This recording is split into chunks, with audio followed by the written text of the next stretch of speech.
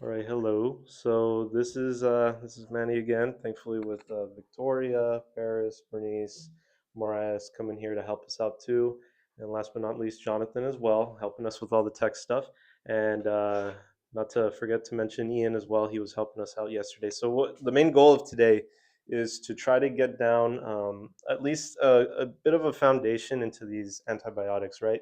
So we're still a week out for the test, but antibiotics is a very big part of this exam. So at least form these couple things. They're just a couple tips. I'm pretty sure everyone should be able to get these down, but these are just some pictures to kind of help us out with it. We'll get down further with it, and then we'll see. So to begin off, this is just going to be more general. The whole point is to have keynotes of all antibiotics. This kind of affects this is more specific to these three, but this is more tailored to kind of everything, and then a couple extra things that we have to just watch out for specific antibiotics. So for the first point, hypersensitivity. It's kind of a running joke that every drug pretty much has hypersensitivity to it, but it is very prevalent that these drugs will cause an allergic reaction, especially drugs like penicillins. We saw earlier, especially in the lecture, that penicillins happen to be structured very similar to cephalosporins. So they're both kind of brothers, and they'll play later in the video as well. So we need to watch out with that because if they're allergic to penicillin, it could be likely that they could also be allergic to cephalosporins. So as mentioned, always like when you do your assessments, you're supposed to ask what happens when it's taken. Oh, I get a rash. Oh, I get anaphylactic. Oh, I have nausea, vomiting, diarrhea. Well, that one's kind of normal, but just be more mindful of the ones showing signs of like a severe allergic reaction. Another thing too is sulfa drugs, right? One of our antibiotics has sulfa in the name. We have already ran into sulfa drugs prior in the past in our oral anti-diabetic meds. Those drugs are part of the sulfonylureas, or however the heck you say it, and that is basically glipizide and it's glyburide. So those drugs you have to watch out because if they're allergic to those drugs, they're still sulfa drugs. So they're going to be allergic as well to the ones that we have over here. And that one's sol methodoxal trimethyl something. It's Bactrim. That's what it is. And that one is it's a strong antibiotic. It's actually very helpful. But if they're allergic to it, if they're allergic to these, then they can't take it because it's going to cause a severe allergic reaction. Another thing, too, just to keep in mind, right? It was said in the lecture, a lot of these antibiotics, they're made of something else. Whether it's penicillin is made out of fungi, right? It originally came from a fungal spore. But a lot of other of these antibiotics happen to have been made out of other bacteria. So they're using bacteria to fight bacteria. And you just need to be aware that, as mentioned in the lecture, that's still antigens regardless. So our body can make up a defense to it, which is where the hypersensitivity comes from, if you were wondering. Now moving on, so we have common side effects, right? As mentioned, a lot of these antibiotics, they're messing with the bacteria in our body, right? Whether it's foreign invaders or it's part of our normal flora, because we have a lot, like, in our gut. There is also bacteria as well in the female genitalia as well through the canal, and you have to be very mindful of things like that because that'll play later down the line when we're talking about this super infections. But typically, when you throw out the normal movement or the normality that comes into our GI tract, what typically happens? Nausea, vomiting, diarrhea. Especially when you have drugs like your penicillins and other drugs that we'll get into later that are more broad spectrum, right? Because if they're very broad, they'll also attack our healthy or like helpful bacteria, which will cause these things. As the drug gets stronger, abdominal cramping becomes something that kind of comes in. But typically, every single antibiotic is going to be nausea, vomiting, diarrhea, to the point where I don't even think that's going to be part of the test because that's just all of them. But it's good to know why it happens because we're throwing the balance off of our normal microflora that we have within us. So just know that. The abdominal cramping, I mean, surprise, surprise, if you mess with the flora in your gut, you're going to have pain, you're going to have diarrhea. So, diarrhea is going to cause the pain and all that. Now, as for the more important stuff, super infection, right? So, all super infections are is just like a secondary infection that we have within us that occurs while an infection is ongoing. That could present itself as like a yeast infection. If you're throwing off like the normal microflora of like the vaginal tract, it leaves space open because you're getting rid of the bacteria that lives there, that is normal to there, and then now like yeast can grow, which causes a yeast infection. The same way how it also can grow in the mouth as well. You're getting rid of all this stuff. You're removing the general population of there because I mean, the antibiotics are pretty strong, so they'll get rid of whatever they find. Doesn't matter what it is, um, and that's a very recurrent thing. So typically, you'll have more diarrhea. There's like the thing about like there's growth in your mouth as well. You can see the thrush. There's a discharge as well. So you have to be mindful about that with super infection, and that applies to all of them. Another thing too, resistance.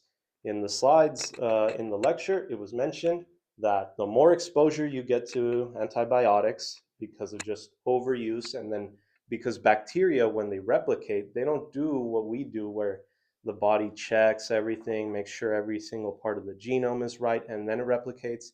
It was said that bacteria can replicate in millions as early as an hour. So a lot of that replication can cause a lot of error, and those mutations can either destroy the bacteria because it can hinder it, or it can help it by becoming more resistant to whatever drug you give them. And then again, overexposure because it's just learning what's killing it. That's why, again, I mean, I didn't really mention it in this one, but just to reiterate, if a patient is taking antibiotics, we are supposed to tell them to finish it, no matter if they start feeling better. I think everyone kind of knows that because, again, what happens, right? So we just in case it's not understood, right? We have the antibiotic is supposed to kill these 6 bacterias, right? And you only take 5 pills and you get rid of those, but there's only one left. This one, the survivor, kind of learned where these guys messed up. So that's where that whole thing comes in. So it's, again, that's just a quick little explanation. So the last thing you want to do is, oh, I feel better, I'm gonna stop, because now you're going to make them resistant. And what's the problem now? MDROs are one of the most problematic uh, healthcare associated infections or healthcare acquired or whatever. So another thing too, generally, these drugs, a lot of caution is used with antibiotics. All of them are really going to just mess with your liver and your kidneys as well. The only thing that needs to be known too is that drugs that end with mycin, including thromycins. But again, it's, as long as it ends with mycin, those are very toxic to the kidney. And then we'll get into it further. One of them is very toxic to the liver. But again, you're supposed to be checking these labs anyways, regardless, because they just do such a big number on them. Another thing too is drugs that again end with mycin. Vanco ends with vancomycin, or I mean the whole name is vancomycin, and aminoglycosides, those end with mycin as well. And macrolides, I mean those end with thromycin, but we're just going to throw them in there just because it was mentioned as well in the slides to be mindful of that. So just in general, they end with mycin. You're going to check peaks and troughs. And as you can see, I mean, macrolides over here, they're the bottom, right? They're 1 to 4. Aminoglycosides, the ones that just regularly end with mycin, these have the 5 to 10. So the step is kind of getting a little higher. And then the vancomycin, the step is even higher. Kind of erased a little bit of that, but you guys get the point. This is just, it's kind of going up. So vanco is shown to be very, very dangerous. So it's going to be at the peak. And I mean, obviously, if it's dangerous, that means the disease is even more dangerous. So it has to be given for that. So you want those levels to remain high to get rid of that infection. Aminoglycosides, they're pretty dangerous, but they're not as dangerous as vanco. So the level's a little lower. And then macrolides, we'll find out that are just a little bit safer, just a little bit, not like crazy, but these all of them, they're they're going to be dangerous. So keep mind of these peaks and troughs. And then finally, one of the big things in connection with three drugs is that we are to avoid the sun, right? We avoid the sun with sunfa or sulfa, but we'll throw in sun to remember to avoid the sun with sulfa drugs. So remember, stay away from the sun with sunfa or sulfa. And then in terms of fluoroquinolones, that kind of sounds like a very sciencey name for a bird. So I remember that there's a bird outside and the sun is hitting it, but it shouldn't be doing that. But I mean, birds typically are outside, so the sun's always hitting it. Just remember in your head, the bird is outside, but we are not supposed to. The whole point is when has an antibiotic said stay in the sun? This is just more something so you can think about in your head to remember, oh, fluoroquinolone, there's a bird and it's outside, the sun is hitting it. We're not supposed to be having that. It's supposed to be under the shade. So kind of think of it that way. Because all of these drugs cause photosensitivity. Another thing, tetrabicycles or tetracyclines, but we're using bicycles as a way to kind of think about a bicycle. I mean, you typically ride a bicycle outside. So you don't want to be outside when you're on a tetrabicycle at this time. That's pretty much it. All right, so we're going to get into penicillin, right?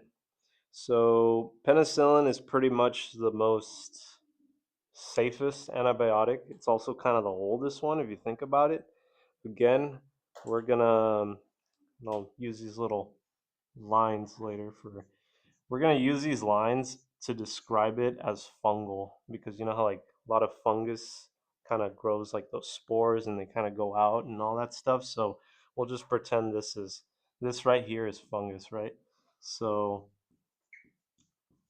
penicillin comes from fungus and it is typically used for a lot of different diseases. It's been used for, if I recall right, it is syphilis, gonorrhea, sepsis, but that one is a lot of other drugs, but it goes to show that this one's just kind of universal. Uh, it, it specifically, it could be with penicillin G. It can pass the blood-brain barrier and go for meningitis, so it could treat that. A lot of skin, bone, joints. The skin, bone, and joint infections. A lot of them do that. So again, this is just more to reiterate how universal penicillin can be. And then more unique is gas gangrene, which, if I recall right, is related to the GI tract. And then sickle cell anemia for prevention of infection for infants. And then tetanus treatment, which is pretty, again, universal, and it is for anthrax treatment as well. So, one of the biggest disclaimers that come with penicillin is allergies are very prevalent, unfortunately. And also, its effectiveness has dwindled since it was overused, as all this time in the past.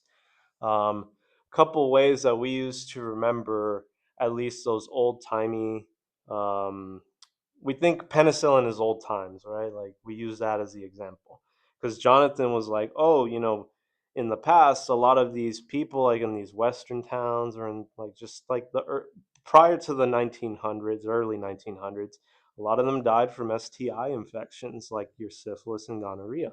So, because they didn't have penicillin, that's where that issue came in from. So we're trying to remember, penicillin is old. In the past, they had a lot of syphilis and gonorrhea. So without penicillin, that wasn't treated. So that's a way to remember one of the indications for penicillin. Beyond that, I had a strep throat when I was going under microbiome. So they gave me penicillin, and it was just simple penicillin. So to me, I remember that it was for a strep throat infection. Typically, penicillin is always going to be for your gram-positive bacteria, so your streptococcus, staph A, and there is pneumococci as well. So using the ending of cocci, it seems like a lot of them happen to be gram-positive. So if it comes up in the test, at least recognize the part where the suffix cocci. Another thing too is that it could be used for dental procedures as well. Um, Didn't really get into the mechanism of action because that one is going to be more. I'm going to leave that as a little bit of homework for everyone to just get it down, because we should be able to get down the mechanism of action for all of these other drugs. Thankfully, they're not overly complicated. This is more just a comprehensive thing about little things we can learn for it that we don't have to mention, because the slides were very long and really extensive. So we kind of, there's only so much we can cover, and we're trying to cover the most pertinent stuff. So that's applying to all the other ones. Um, in addition to that, right? So here's some of the things that we use to remember this, right? So penicillin, because it's a pen, right? We're gonna say that it's a Bic pen, right? And a lot of people have had Bic pens before in in all their time in school, right? So I use Bic with B to remember it's a category B drug, right, for pregnancies. Another thing too is that, I mean, we can use that this marking right here that I made right here. This represents potassium, and use with a lot of potassium sparing diuretics can cause hyperkalemia. Look, see, the pen is so full of potassium that it's spilling onto the skin that we poked, which transitions over to, and this is kind of universal for all injectable um, antibiotics or any meds, there's pain on the site of injection. And that's where this ouch is supposed to represent. I didn't do a good job of saying that this is skin, but this is supposed to be skin, and the pen is piercing, so there's pain at the injection site. Another thing, too, so these little drops of blood, right? We pierce the skin, so the blood is spilling now, so this is going down, right? It's going in a downward motion. That symbolizes that you can cause a little bit of blood dyscrasias in terms of lowered CBC and platelet counts, if I recall right. Let me just double check. Platelet, red blood cell. Okay, yeah. So platelets, red blood cells. So again, blood dyscrasia is easy bruising, lowered count of your entire CBC. So this is to represent it because the pen pierced the skin. We're bleeding now. Our blood is lost, so it's going down, which to help us remember, hey, the labs go low, so keep that in mind. Um, and then from there, uh, we think of a pierced condom because penicillin happens to cancel out the effectiveness of contraceptives, which a condom happens to be a contraceptive. Obviously, we're not referring to that. We're referring to oral or hormonal contraceptives. Those are the ones that you need to be mindful of because the patient needs to know that, because pregnancy can occur in the event that for some reason they're fooling around, but they're undergoing some kind of infection. I don't think they would do that, but who knows? People get crazy like that. So beyond that, an additional thing that was a little hard to make a connection is that anti-lipidemic drugs, so drugs for hyperlipidemia or high cholesterol, those kind of mess with the absorption of penicillin. So keep in mind of that. I'm not really sure where to draw that connection, but I at least wanted to mention it in the video because it does come up in the slides. And that's pretty much all we got for penicillin, at least that is very pertinent. Little correction to add something onto that that's pretty important. One of the big things is that you're not really supposed to mix with aminoglycosides. Another thing we can use this to remember, right? These drugs can be given, but they just can't be given at the same time or mixed, right? So the ink in the pen has spilled all over this person's skin, right? This is supposed to be skin, and skin is made of proteins and along with other things, but this represents the skin, right? So the ink will dry in an hour, which is what you're supposed to wait when you give penicillin, and then you give an aminoglycoside or you give it vice versa. There has to be at minimum a 1 hour wait in order to give them the drug. Before or after, regardless. There has to be an hour wait in between them. They cannot mix. And then another thing, too, is that just be very, very mindful. Again, we talked about how it's not very effective anymore. I mean, it is, but not as much as it once was. And then another thing, too, is one of the most prevalent things about penicillin is that there's a lot of people with allergies to it. So when you give it, you have to be very mindful of hyperacute reactions that can happen as little as like almost giving it. Yeah, it can happen at almost giving it, or it could even take a little bit of time. It could take a couple weeks, or it could be something as fast as a couple minutes after being given to it. I guess one additional thing that I'll just throw in there, just to because I just remembered it, right? So there's many types of penicillin, right? There's various kinds, but one of the ones that is used as a prototype drug is penicillin G, right? And then there's penicillin V, and then there's amoxicillin, right? We I noticed that penicillin G is typically a drug given by some kind of injection, whether it's IM or IV, right?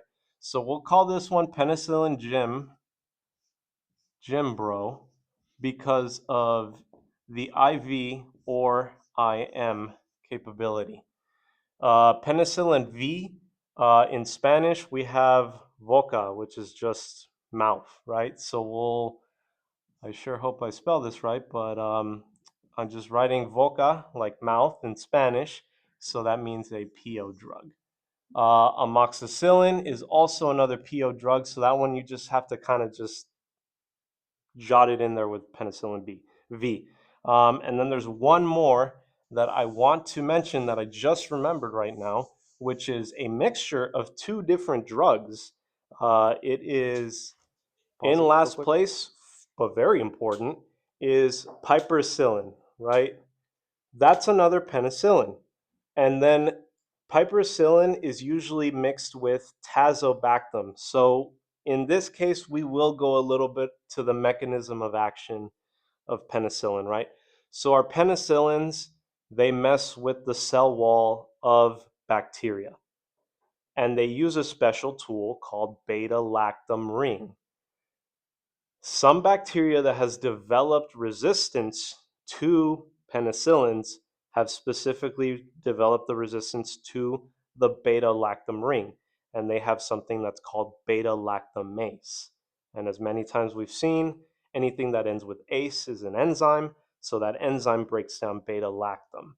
So a lot of these drugs that happen to end with Bactam, there's another one, but there's Tazobactam, and then there's another Bactam, and then there's a third one, but it doesn't end with Bactam. But I would imagine just as long as you recognize the brand name of, what do you say, Zosyn, you should be able to recognize that the Zosyn, the trade, is a product of two different drugs, and this Tazobactam is a beta lactamase,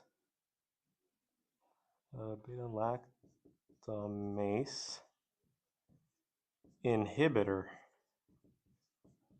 So it helps out with resistance. The bactam part, the tazobactam part of this drug helps it break down what is destroying the drug in the beginning so it actually can work again. And that's pretty much it now to conclude. Yeah. Alrighty, so now we're getting into cephalosporins, but we're going to call it cephalosport and we're going to use a football helmet to help us remember this stuff. So, big thing, right? Big helmet. This is a pretty big helmet. Big helmet, B category drug for pregnancies. Another thing, too, we see this as a wall, right? And its action happens to be to also the same action typically as penicillin. It breaks down the cell wall of bacteria. So we're breaking the wall with this big helmet because the football player accidentally stepped on penicillin. They stepped on that big pen, and that synergy, the cause of the pen, puncturing their foot, they got hit. Now they jumped and then they hit. So they hit the wall and broke it. The establishment of this connection is that cephalosporins and penicillins and carbapenems, which I know wasn't drawn in here, but it's just to help you kind of just make that in your head, is that all of this was a domino effect, so it all worked together to break this wall, right?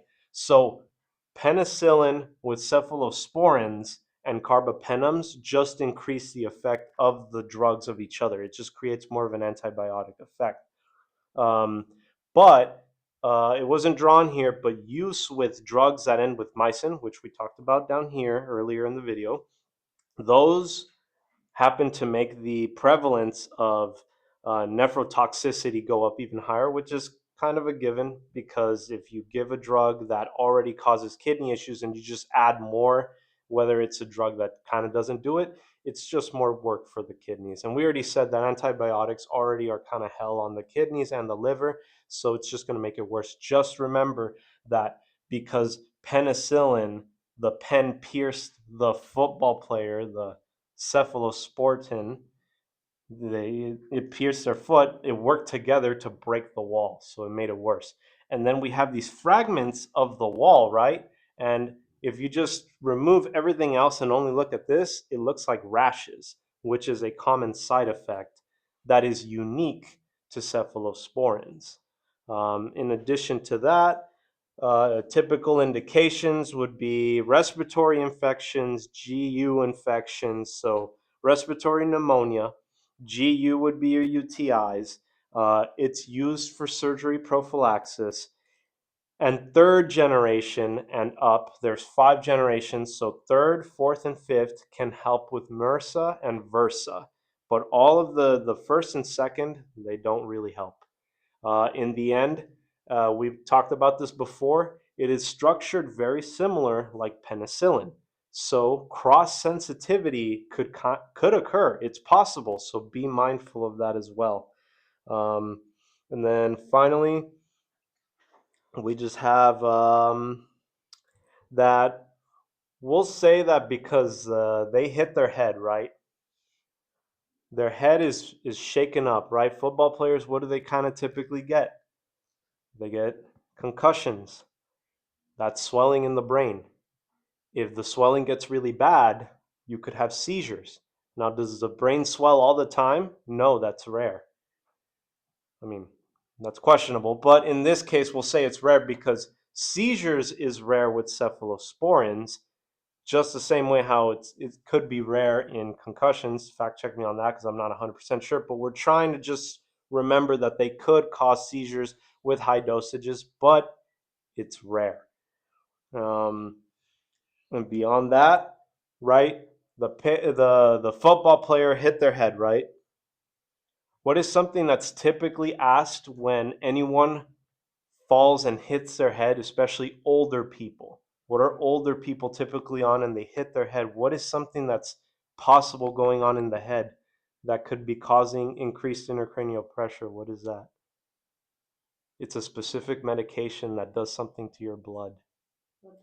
Blood thinners. So it makes, because the football player hit their head really hard, they hit their head on the wall, there's a chance that there could be some bleeding in their head, which makes us remember that cephalosporins happen to be one of those drugs that increase the effect of anticoagulants, your blood thinners. Additional note to add to the to cephalosporins, right? So we mentioned that there's 5 generations typically. Uh, like all things that start out early, they're not the best. So typically, your earlier generations are a little bit more toxic in terms of the kidneys. So keep that in mind. Another thing too is that those later generations that are very good at fighting or that show more promise in fighting MRSA and VRSA and all those diseases that are a little bit more stronger, those can actually pass the blood-brain barrier. So they could be good for like CNS related infections. I do want to add one little thing that I forgot to mention with penicillin. So we're just piggyback off of being we're going to piggyback off of this because we could just ignore the cephalosporin part. Penicillin, right, starts with P. Another additional thing, we talked about how it messes with blood labs, right? Like it can make things go lower, right? Well, penicillin can also cause false positives. So already we have multiple P's, right? False positive for proteins in the blood and in the urine. So keep that in mind because I just remember that right now with this. Alrighty, so now we have our next antibiotic, and this one is going to be our tetrabicycline or tetracycline. We're just going to say bicycle because it sounds so much like a bicycle, right? So tetracycline happens to be um, a bit of a much more interesting drug because it can affect gram positive bicycle, right? So two, so gram positive and gram negative. If it can affect both gram positive and negative, what does that mean? It's usually a broad spectrum antibiotic. Broad spectrum antibiotics are typically going to have a little bit more of side effects to those, right? Typically, the side effects that we're going to associate with this, so this person that we drew, well, Mariah drew, which looks pretty good, is our compadre, our friend, and we're going to give him an interesting name of chlamydia because tetracyclines fight chlamydia, but our compadre chlamydia is out in the mountains, mountain biking without a helmet on, but we're going to talk about that right now in a little bit. But in terms of the side effects, typically it's going to cause, again, broad spectrum, more side effects. So their gut is a little big, right? Because they have epigastric burning. They're having a lot of acid buildup. Funny enough, it can tetracyclines can actually fight H. pylori, which happens to be in the stomach. Um, Another thing too, look at our compadre chlamydia's teeth. They're all stained. Tetracyclines can cause staining of the teeth, which is why you want to advise your patient to drink with a straw and then wash their mouth after. Another thing too, we said this early in the video, it causes photosensitivity to the sun. So with tetracyclines, you're supposed to stay away from the sun. So already our compadre chlamydia is not doing good because they're not supposed to be out in the sun when they're on these drugs. Another thing too, look, again, he's not wearing a helmet. That we're not wearing a helmet out in the mountains, that's pretty dangerous. That makes it a category D drug because it's dangerous to be out in the mountains without a helmet on. Another thing too, there's no helmet. What was the drug that we just did right now that was an antibiotic that we used in the image of a helmet? That's a cephalosporin. Though tetracyclines are not meant to be mixed with beta-lactam drugs like cephalosporins, and by association, because they're so related to each other, penicillin as well. So keep in mind, the compadre chlamydia is not wearing a helmet, which again, we're not supposed to be mixing tetracyclines with beta-lactam drugs like cephalosporins and penicillin. Another thing too, so they're out in the mountains, right? Um, they're we have a mountain right here that has a bunch of spots on it. Typically, when you're out in the mountains, out in the wilderness, what is something that is very likely that you could come across? Ticks. What do ticks typically give? They can give Lyme disease. They can give Rocky Mountain spotted fever, and they could give typhus. So the Rocky Mountain spotted fever and the typhus are part of, hopefully I don't butcher it again, but it's ricket. How do you say it? Rickettsia? Rickettsia, Yeah, so rickettsia. It's two different. you're the one who knows how to say it, not me. Rickettsia. So they're part of the same family. It's just that typhus and Rocky Mountain spotted fever are just two different types of diseases that come from that specific genus. Another thing, too, right? We have the mountain, it has a waterfall, and this mountain's amazingly drawn by Mariah. So big credit to her. Um, all this waterfall, right? What does water usually have, especially in poor countries? Cholera. So we have to remember there's cholera in the water because of the disease coming from it. I mean, after all, we have the spotted fever with the mountain. And then here we have this cow that has been drawn by Paris, if I remember right. And that cow is supposed to signify that they're not supposed to be taking any milk and acids, any minerals like calcium, iron, because those mess with the absorption of tetracyclines. That cow's not supposed to be up there because what if the cow falls? It's going to die. What if it falls in the water? It's going to get cholera and then it's going to die. So that's not good. In addition to that, Um, there's not really much to go about. It just happens to be that tetracyclines is one of the drugs that is a little bit more of damaging to the liver. So keep that in mind. And then another thing too, tetracyclines is not good when it comes to contraceptives. So you do have to watch out with that. We'll put up a list later as well, compiling all that stuff. But to review, penicillins mess with contraceptives, right? Because of the pen poking through the condom. And then we have tetracyclines that mess with contraceptives as well.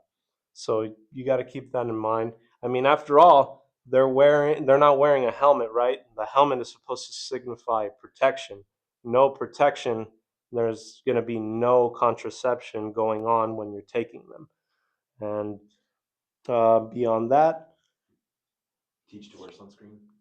teach to wear sunscreen, yeah, because they're out in the sun, or just avoid the sun in general because of the photosensitivity.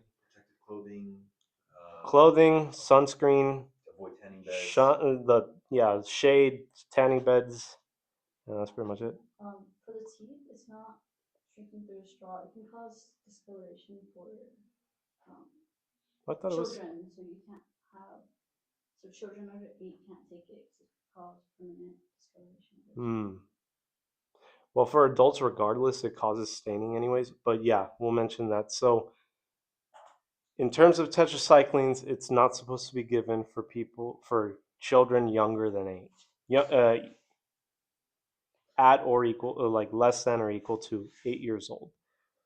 Other than that, there's not much else. I mean, we could say that our compadre chlamydia, interesting name, but we'll say he's 8.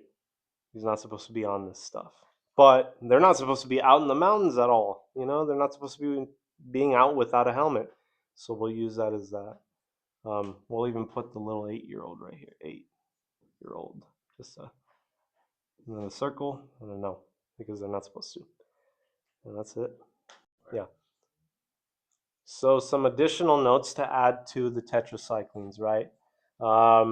We're just going to make a big emphasis on it being a Category D drug. It's not really supposed to be taken beyond second trimester. Is that right? Second half of pregnancy. But in general, it's a Category D drug, so it's not really supposed to be taken unless it's that bad. It's teratogenic. Yeah, it's teratogenic. Yeah, I mean tetracycline is teratogenic, meaning it can cause um, fetal abnormalities or developmental abnormalities.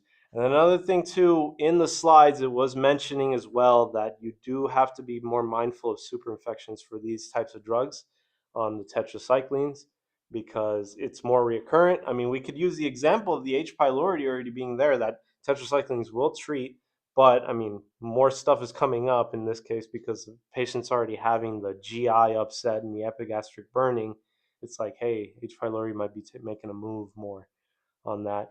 Um, Reiterating, nausea, vomiting, diarrhea, it's going to make it worse because of the superinfection. There's the oral thrush. Oh, and tetracycline is the additional thing, which I did not know that it was treated for acne, which I had no idea. But I think it's specifically the doxycycline. oh, I used to take that one. yeah, you see, women know more about it because I didn't know about that. I was like, Hey, oh, why women only though? I don't know. Men can have acne too. No, I'm just saying you guys know the solutions to all that stuff. Being sexist? Oh my gosh. Yeah, Just kidding. I don't know all the tips and tricks. I just had to just go through it. Black That's box it. warning, more mortality risk with this one. Really? Yeah. Tetracycline carries a black box warning that the drug is associated with an increased mortality risk and that its use should be reserved for infections not responsive to other Other drugs. The doxycycline is also the one that can enter the CSF. Oh, Hmm, okay. that's good to know. All right, so now we have our macrolides, right, or lids, or whatever the heck you want to call it. So, long story short, macro, right? So, big, typically. So, we're going to think big lungs because the L right here, this is what's going to help us, the L. Macrolides, big lungs, right? And then, well, macro lungs is just another way of saying big lungs, so category B drug for pregnancy. In terms of big lungs, right? Because these macrolides are with the lungs, because I want to reiterate how important it is with the lungs, it's going to mainly target a lot of diseases that are centralized into the respiratory tract. That doesn't mean that they're just only for the respiratory tract, but this is a very big area. In fact, a lot of these were highlighted or bolded, I should say, in the slides. So these are very big. So Bordetella pertussis, that's our whooping cough. Again, we're coughing, so part of the lungs. Legionella pneumophilia is Legionnaire's disease, which is again related. It's a type of pneumonia. And then we have uh, Mycobacteria pneumoniae, which is one of our types of pneumonias. And then there's this Corynebacterium diphtheria, which is, or diphtheria. I mean, that's pretty much what it is. And then strep. So this is another one. I mean, strep isn't necessarily a respiratory like in the lungs. It's typically found more up here where the throat is at, but it can be spread a little bit through like airborne droplets. So, or yeah, so through droplet again. So that kind of, in a sense, can it's an airborne precaution just because of the spit and stuff. So we can kind of just refer to back to this. Um, One of the big things to take in mind, right? So macrolids usually end with thromycin, right? So throw. We're going to use throw as a very big part of this, right? So the big thing, because we have our lungs, we have our heart located here on the left side, right? The macrolids, or we'll just use one of the drugs, which is the azithromycin. That one we're going to say azithromycin throws off the electric conductivity of the heart. It causes dysrhythmias because it throws it off. Another thing too, we'll have this over here, right? So these two guys are stranded out in the road, right? One of them is their stomach is empty, which you're supposed to take these drugs on an empty stomach typically. So we'll remember, hey, this guy, he's thirsty, he's hungry, he has an empty stomach. So he says to his friend, hey, throw me a soda. This soda gets tossed, and this soda is a grapefruit soda, meaning that you're supposed to stay away from grapefruit sodas because look, he's throwing it at his head. He's not even throwing it where his hands are at. So because he's throwing it at his head, that's a danger. So we'll remind that this is grapefruit soda or any type of grapefruit juice or any type of juice in general. You're not really supposed to take it, just empty stomach with water. Another thing too, he's throwing it at his head, right? What did we mention before with the cephalosporins with the helmet? It's a anticoagulant warning because if it hits his head, they're going to start bleeding. So we're going to make a lot of these connections with the head. If it gets hit, always anticoagulant warnings. So these drugs happen to increase the effect of anticoagulants. So keep that in mind. Um, Another thing too, right? So they're stranded out in the road, right? They need to call AAA. So the big thing is that these are more drug-drug interactions with AAA. Azoles, anesthetics, anticonvulsants, those all happen to cause, give me a second, they cause toxicity. And the car isn't working, right? I mean, we'll even use this right here. It's smoking. There's so much smoke coming out of it. All those fumes are very toxic. So they need to call AAA to let them know, hey, the car's being very toxic, so we need you to come, and we need to be mindful of these azoles, anesthetics, and anticonvulsants because they're coming here, because they're just, again, draw that connection that, hey, this is toxic, this is bad, we need to go ahead and keep this away. Um, so Yep. again, so these drugs, right? They're ending with mycin, right? I mean, it's thromycin, but it's ending with mycin. So we need to be mindful of peak and trough as well. For this one, the ranges we had was 1 through 4. So it's the kind of lesser side of the peaks and troughs. Another thing too, oral suspensions. The friend was throwing the soda, right? This soda, the grapefruit soda that they're not supposed to be taking on an empty stomach or at all. They're just supposed to be taking water. So this soda is thrown for when giving these medications in an oral suspension. You're supposed to shake it. We're just going to symbolize that the soda was shaken in the air and before it's being given to the patient. Do you also want to mention, like, for a drug to drug, the lovastatin and simvastatin for the muscle toxicity, since it's How like can I? One last note. Last note. So, another thing too, statin drugs, right? Those drugs that are mainly for issues with cholesterol, your triglycerides, and everything. Use with statins are very toxic. So, and it causes toxicity to the muscles mainly, right? So, this friend that threw the soda is being toxic to his other friend, because they're throwing the soda at their head, which is going to cause that bleeding that we've talked about earlier.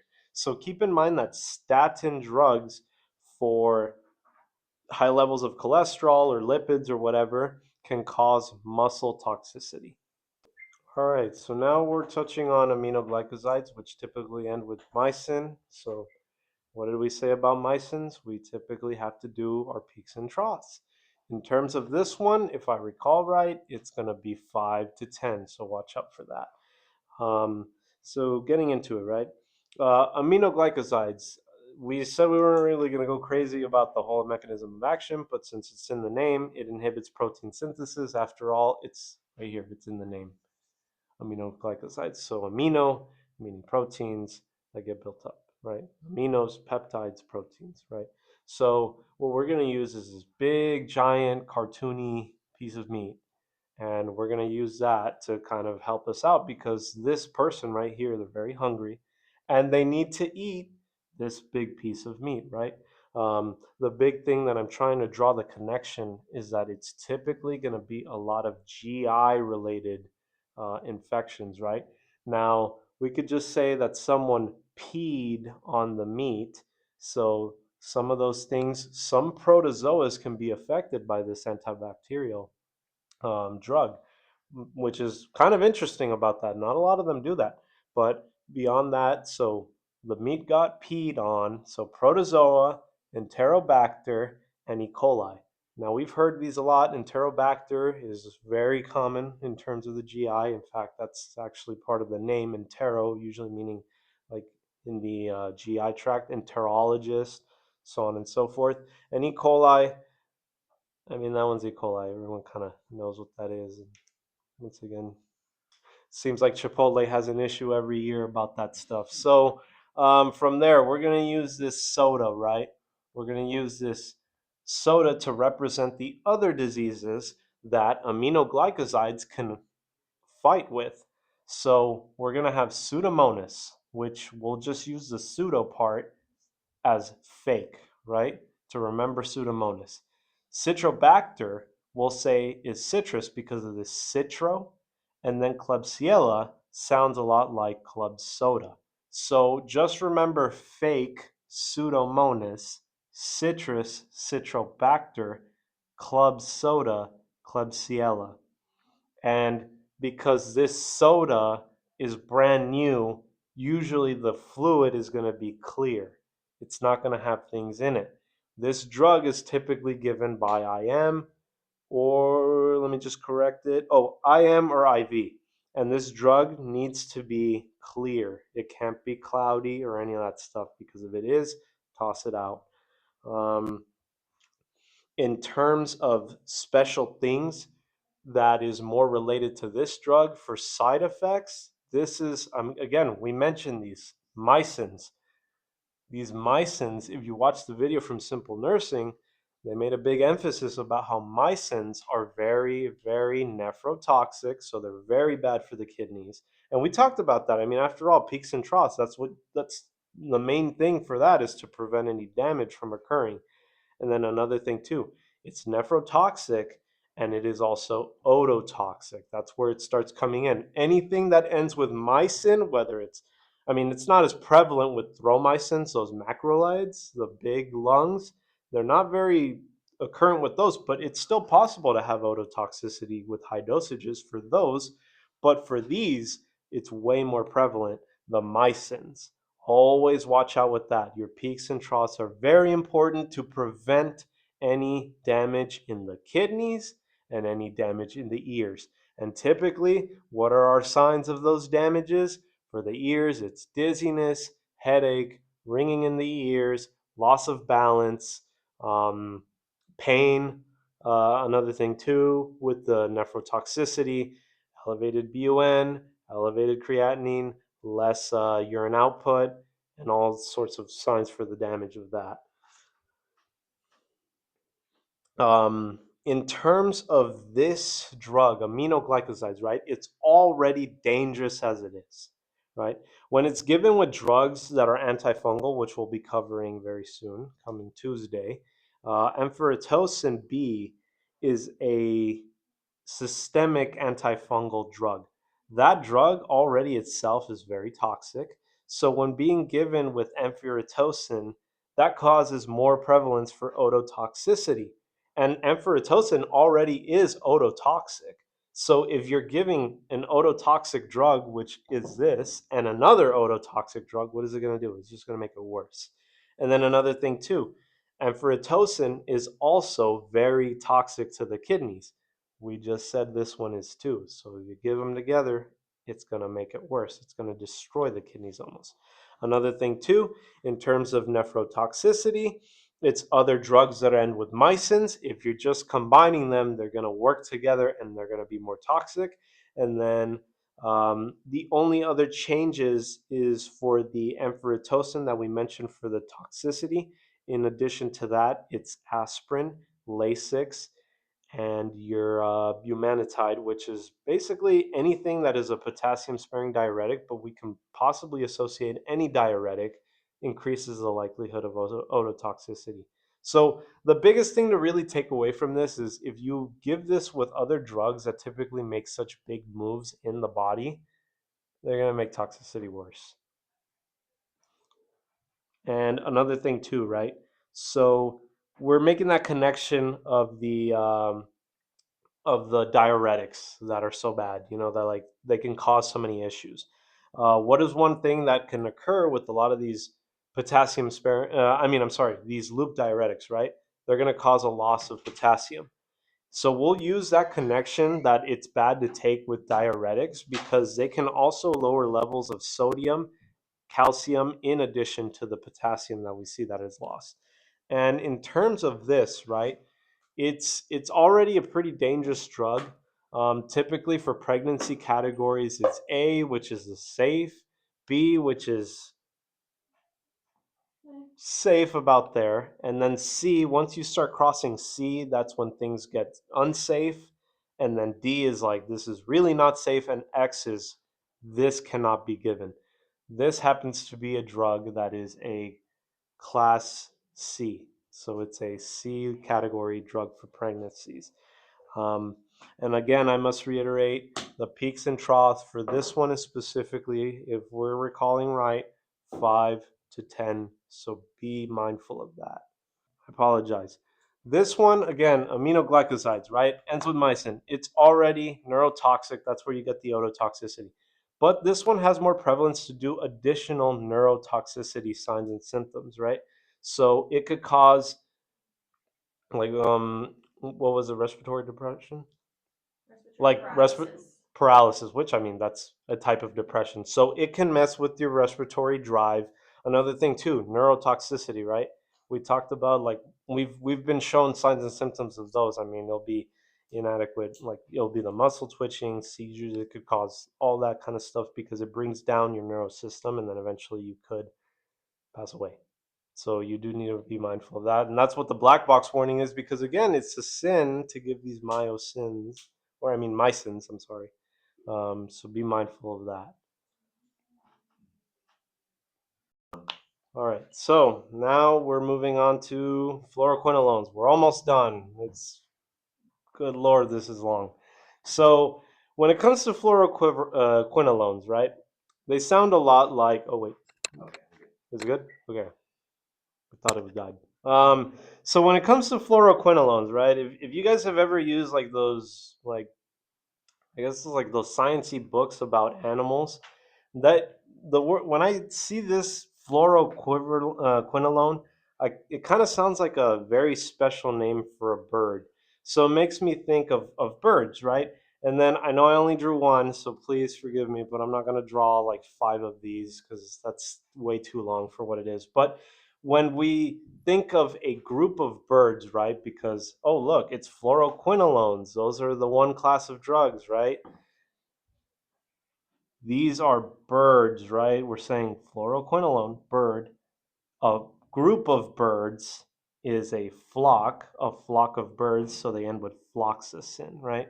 And we'll use this bird right here. So, big thing too, if you guys recall from earlier, this is not supposed to happen in terms of the sun, right? Photosensitivity warning. Again, advise your patients to wear sunscreens, stay out of the sun, be in the shade, so on and so forth.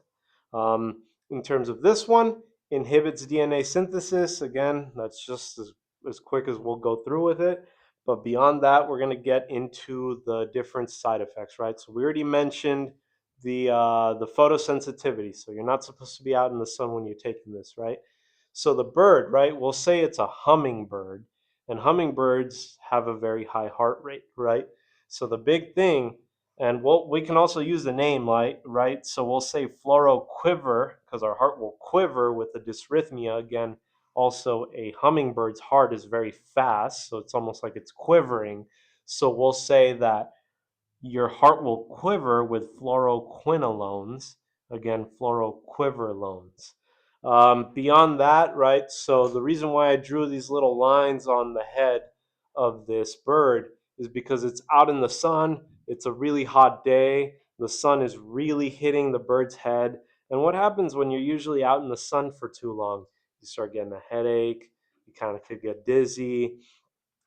In terms of that, like just to piggyback off of that, sleep disturbance. So basically, what this is saying is that fluoroquinolones can cause CNS toxicity in terms of the headache, the dizziness, and the sleep disturbance. Another thing too, right? The heart of a hummingbird works really really hard, and imagine if we worked that same way too. Our muscles would get very very weak, right? They would get very weak, and that can cause a lot of. That's just to more point at that there's a lot of weakness that occurs with these drugs with patients that happen to have a disease called myasthenia gravis. So keep in mind of that, like the bird is working really hard because the heart is so quick, and that causes muscle weakness for those patients. So that remember that is my a, asthenia gravis. And another thing too, right? So the heart's working really hard. That's a muscle. What happens when a muscle works so hard? Like you work it over way too much and then you can end up tearing something. So these can cause a tear for tendonitis, right? Like tendons, they cause tears in your tendons. So keep in mind for patients that happen to have like history with sports, if they already have tendonitis, and if they start describing pain, like, hey, I'm starting to feel pain in the joints, especially if I recall right, they mentioned it's mainly in the Achilles tendon, you should probably stop taking the drug or like advise them, hey, cease that stuff. Um, for the terms of this drug, what diseases it affects is it's a kind of a universal drug in a sense. It affects GI, GU, and respiratory issues, um, like diseases that come in those, and that's really as far as descriptive as slides got. One interesting thing about fluoroquinolones is that they happen to also be anthrax prophylaxis. The only other time that anthrax was mentioned in all these meds was with penicillin. And penicillin did active treatment while fluoroquinolones do prophylactic treatment.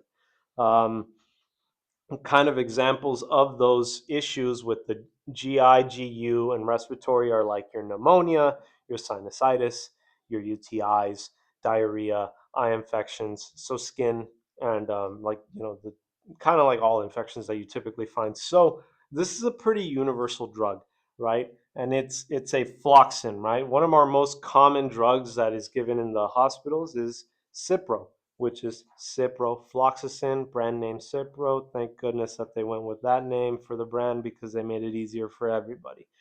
Now, for this one, right? there are a couple things to watch out, right? It's a category C drug, right? Because the bird's feet, I didn't draw them well because my skills aren't that good. So they look like C's. So we remember category C drug. Um, Another thing too is that other drugs, right? So we said this is a fluoroquinolone, right? So it stops DNA synthesis. So we have DNA, so it could be a little dangerous with us. That's why the dysrhythmia is pretty dangerous. The tendonitis is wild to me still, but it's pretty dangerous, right? So when taken with other drugs that are pretty dangerous to us, which we mentioned are mycins, they end with mycin, so it could be your thromycin, your mycin, vancomycin, so on and so forth, or taken with antifungal drugs that end with azoles, or your viral drugs that end with vir. Those can actually increase the probability to make this worse, and you can end up having hypotension and syncope. This dysrhythmia, I mean, after all, when you have a dysrhythmia and things aren't working well with your heart, syncope can occur, or hypotension because your heart isn't working as effective as it should. Another thing, too, right? Our heart's going crazy, right? Usually, what happens, what makes our heart go crazy typically on a daily basis that is drank by almost everybody? Caffeine. Caffeine. So, you are not supposed to take caffeine because ciprofloxacin, your fluoroquinolones, your floxacins, those can actually increase levels of caffeine. Again, we'll use the hummingbird for example. Our heart, to get to the level of a hummingbird, we have to take a lot of caffeine. The heart is not supposed to be like that. It's okay for the hummingbird, but it's not okay for us.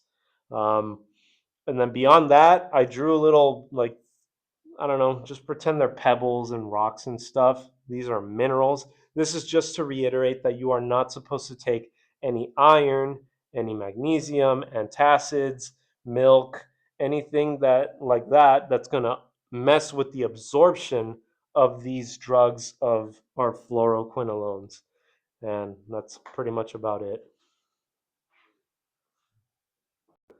Alrighty, so we're almost finishing up here with now we have our sulfa drugs, right? So our sulfonamides or whatever the heck you call them. The only drug that was really shown with us was sulfa methodoxyl trimethoprim, brand name Bactrim and Septra. These drugs are typically actually given kind of frequently in the hospital along with Cipro. And what was the other commonly given one? Cipro, Bactrim, and what? Ciprofloxacin. I want to say Keflex. I hear Keflex. Keflex a lot. You hear Keflex a lot? No. Hmm. Maybe down in Oh, ED. I don't know. It's different. uh, Far, right? Vanco, honestly. Banco, that's what okay, Vanco. Okay, Vanco, Cipro, and Bactrim, which is that sulfamethodoxyl trimethoprim. So, Three uh, questions. Three questions. My someone else told me for sure. Three questions on Bactrim are going to be on there. three questions on Bactrim. Oh, well, I mean, that's pretty much what happens. Okay, so these sulfa drugs, right? These sulfa drugs specifically target folic acid production, right? It inhibits the production of folic acid. We ourselves take we use folic acid. It's I mean, we learned it recently on our exam. So, quick little piece of education: patients should take B9 with every other patient too. The whole thing about taking probiotics as well, but it's just very important with B9 because it's specifically targeting that one. Now, so a couple things, right? For the signs, for the side effects, right? Sulfa drugs. If you guys possibly could recall from our oral anti-diabetic drugs, is that sulfa drugs? Which one were they? They were glyburide and glipizide, right?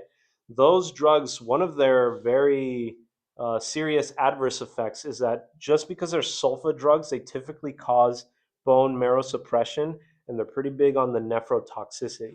Bone marrow suppression, if you mess with the bone marrow, that's going to mess with anything relating to blood production and hemostasis.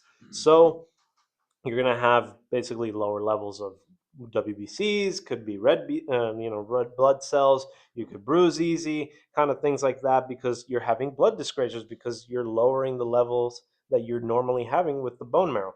So we drew the sun, and again, we're going to remind because if a sun is here, that means there's a photosensitivity warning. This is why we drew the desert, because the sun is piercing on this cow skull, this bone that it's just piercing on it. So it's depressing, like it's hitting on it, it's putting it down. So the bone is being suppressed down because of that sun, the photosensitivity that we have. Keep in mind, nephrotoxicity. So that's where you're going to be having crystals in your urine. I mean, that's a big one with sulfa drugs, just the crystals in the urine. And beyond that, it's just all the other things: elevated BUN, elevated creatinine, less urine output. So, in terms of that, we can move on to specific things that it targets, right? So, we have this cacti right here, right? So, the cacti is kind of shaped where it can give you the shape of a UTI. So, UTI. So, it targets UTIs. Another thing, too, we have this guy, he's traveling in the desert. There's no water, right? They're just out there. Traveler's enteritis caused by E. coli. That's basically the, like, diarrhea because of drinking water from somewhere else, that isn't normal to your flora that you're normally associated with. Another thing too, this guy, he's in the desert, right? What happens when you're in the desert? What's like a common gag that happens, or like a trope, right? You start hallucinating. So for this one, because it was bolded, so I'm assuming it's pretty important, is the pneumocitis. But I'm over here using this carini, and it sounds like carnival a little bit. So the guy with traveler's enteritis, that he's traveling through the desert, is starting to see things in the desert, and he's imagining a carnival, but it's not really there. But that's, so it's specifically targeting those UTIs, traveler's enteritis, and your carnival, your pneumocitis carini. Another one too. We associate the desert with cowboys and all that stuff. What is the stuff in the guns? It's the bullets, but we're having a shell casing because the it was just left in the desert from a gunfight. The other disease is Shigella. So we'll remember shell casing in the desert next to this cow skull, this guy with traveler's enteritis, the UTI cacti, and the carnival that's hallucinated with the Shigella, the shell casing.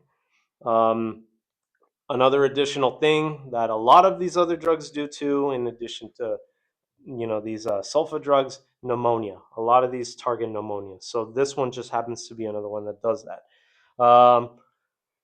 Keep a note. This is a cow skull, right? So it's supposed to be the head. We have shown a lot of heads before. The head of the bird, which is to signify anticoagulants. The helmet, because the guy hit their head with their helmet. So anytime you've seen something with a head, I know I'm probably missing out on a couple of them, but anytime that you're missing out, or I mean, I'm sorry, that you're seeing a head, that's supposed to signify an anticoagulant warning, because it just makes anticoagulants work better. So watch out for that. Just be aware of that. In addition to that, we will go into the OD treatment for an overdose of this sulfa drug, because specifically the trimethoprim is the one that's causing a lot of issues, right?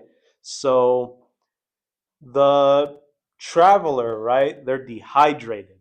And dehydration is basically, you're thirsty and you're basically overdosing on sodium because you're running out of water. So your sodium is going up, right? Because the water is kind of low, you're trying to conserve as much. So you're overdosing on sodium. So the treatment for the overdose in this case, because all we're doing is that they're in the desert. This is just to remind you they're in the desert. They're overdosing on sodium because they're so dry. So it's just to remind you, hey, this one is the only drug out of all of the antibiotics that happens to have some kind of OD treatment, which is that leucovorin, which is 5 to 15 milligrams. But just remember the leucovorin, because that is the only drug specifically targeting the sulfa methodoxyl trimethoprim, and it's targeting that trimethoprim because, if I recall right, the trimethoprim, that itself can cause toxicity of methotrexate. Um, Another toxicity warning is phenytoin, which, if I recall, is a anticonvulsant. I'm not sure about that, but I remember it came up on prior questions, and it said something about anticonvulsant. So watch out with that. Again, We drew a cactus because it's category cactus, category C for pregnancy. And other than that, just be very mindful of allergies because, again, to remind you, it's a sulfa drug. We saw that with the oral diabetics, and their sulfa allergies are kind of common. Well, no, they're not that crazy common, but they're a lot more common than your average other stuff. So be mindful of that. And that's pretty much it. Alrighty, so quick correction just to make things a little easier to remember. We had right here sodium, right? It's better to get that out of the head because we'd rather remember potassium because the use of spironolactone, which is a diuretic, which is a potassium sparing diuretic, that can cause high levels of potassium already by itself, right? Because it spares potassium. But sulfa drugs in general with spironolactone will increase high levels of potassium. So it's just to remember, like again, they're thirsty, high levels of potassium. Kind of make that connection because they're out in the desert. So just try to picture that in your head, and then it's just relieving back. This OD treatment isn't for this. It's just OD treatment in general for sulfa drugs. It's not in relation to this. It's just relate. Actually, we'll just change the color to make it better. But yeah, we'll just it's more treatment for the sulfa overdose itself. So this is more just itself right here. Sulfa OD. This is just something to help us remember that there is also high levels of potassium with potassium sparing diuretics. Go.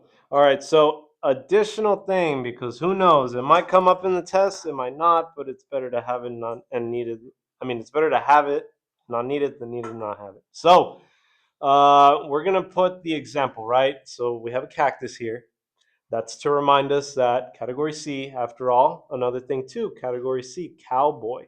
So a cowboy caviar salad or whatever usually has a lot of corn, right? We're going to mix in the whole thing that corn is yellow. So the whole point of this image is to remind us that if you were to give a sulfa drug to a pregnant patient, it could end up causing kernicterus, which is unfortunately a disease that can affect neuro for newborns, and it could cause also jaundice as well. So this is what can occur if you were to give a sulfa drug, well, the Bactrim specifically. Who knows if it's the mixture of both or it's specifically the sulfa? Just keep in mind category C, category cactus, category cowboy, category C, and stay away with category C, like the whole thing about corn, because there's a lot of it. So that's what's causing, because the cowboy, the desert theme, all that. Just watch out with that. Yeah, it's good. Everything's covered.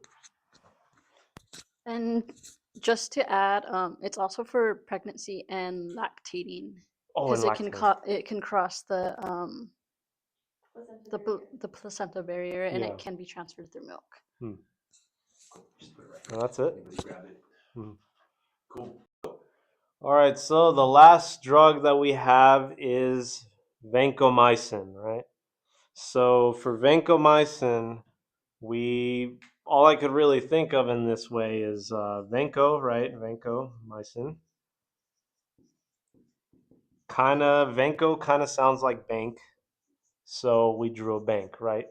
And in terms of the things that it attacks is MRSA bank, which does sound like kind of a real bank if you think about it, and C. diff. So what we're gonna use is this guy, this bank robber, right?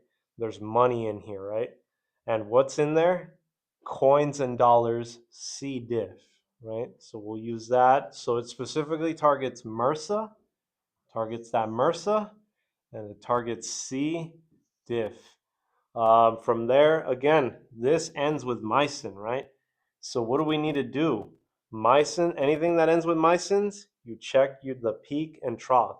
So what we're doing here is there's a one, the dollar sign, we're going to break it down and say one and then a five, but you just have to remember that it's 10 to 15 in terms of the peaks and troughs levels. From there, some side effects that could be caused by vancomycin. Again, it ends with mycin. So, what did we say that mycin usually ends up with? Nephrotoxicity and ototoxicity. Another thing, too, that's a little bit more directed to this one is the red man syndrome, and the bank robber is using a red mask to cover their identity, right? And what's red man syndrome is basically it's more of a rapid infusion into the body than it is an allergic reaction. So to kind of get into it, right? We mentioned that again, antibiotics are usually pieces or whatever of one bacteria that's used to fight another bacteria, right? So regardless, it being bacteria, it's a foreign substance. Our body recognizes foreign substances and will cause an immune response to the substance. So when it's rapidly infused in our body, right? It's generalized everywhere, especially if it's in the vasculature. It goes everywhere pretty quickly. So if it's rapidly infused, it gets everywhere fast, and that triggers an immune response that's not exactly anaphylaxis, but it does cause a histamine response that causes vasodilation. That vasodilation is what makes your face look very red. It's typically more related to the face and the upper chest. I'm not really sure if there's anywhere else that's more, but it's very defined to the face and upper chest. And again, all that's happening is that it's just a rapid infusion response. So all you have to do is just make sure that the infusion is not going faster than how much was it? It was something related regarding an hour. 60 minutes. Infuse it over 60 minutes. Infuse over 60 minutes because a rapid infusion will cause that red man syndrome. Another thing, too, right? This drug is typically IV only because it's a very strong drug. It's vancomycin. It's the bank. It's pretty bad. This is dangerous. This guy is dangerous. He's armed. He's dangerous. He's robbing the bank.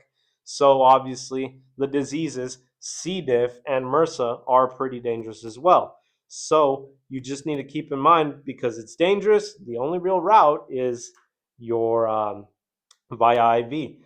One thing we notice again, our body recognizes foreign substances around that IV of the drug can cause phlebitis because it's going to cause irritation because again it's concentrated into the vein. It's a bunch of foreign substance. Your body's going to recognize it and not like it, so it'll attack it, and that's where the phlebitis comes in. um, Another thing too, just again, keep in mind ototoxicity, nephrotoxicity. Watch out with that. And that's it. So C. diff, one of the biggest things is that C. diff will cause poor absorption of vancomycin if it were to be given PO.